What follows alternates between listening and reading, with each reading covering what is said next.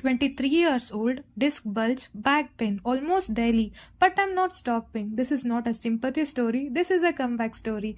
Hey guys, welcome to Teggy Fit and Grow. I'm being computer science engineering graduate 2025 fresher.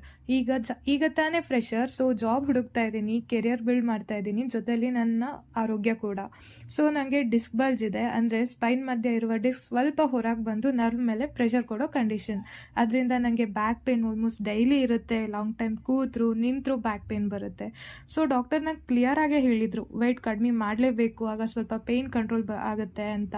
So 23 ವರ್ಷದಲ್ಲೇ ಈ condition ಬಂದಿದ್ದು honestly easy ಅಲ್ಲ guys. Workout ಮಾಡಬೇಕು ಅನ್ನೋ ಆಸೆ ಇರುತ್ತೆ, ಆದರೆ ಪೇನ್ ಅಲೋ ಮಾಡೋದಿಲ್ಲ.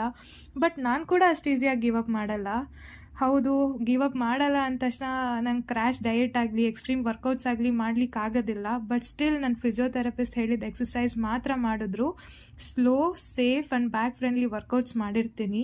ನಾರ್ಮಲ್ ಹೋಮ್ ಫುಡ್ನೇ ತಿಂತೀನಿ, ಪೋಷನ್ ಕಂಟ್ರೋಲ್ ಮಾಡ್ತೀನಿ, ಮತ್ತು ಡೈಲಿ ವಾಕಿಂಗ್ನ ಇನ್ಕ್ಲೂಡ್ ಮಾಡ್ತೀನಿ. 10K ಸ್ಟೆಪ್ಸ್ ಮಾಡ್ತೀನಿ ಅನ್ನೋ ಗ್ಯಾರಂಟಿ ಇಲ್ಲ, ಬಟ್ ಸ್ಟಿಲ್ ನನ್ನ ಕೈಲಾದಷ್ಟು ನಾನು ಮಾಡ್ತೀನಿ.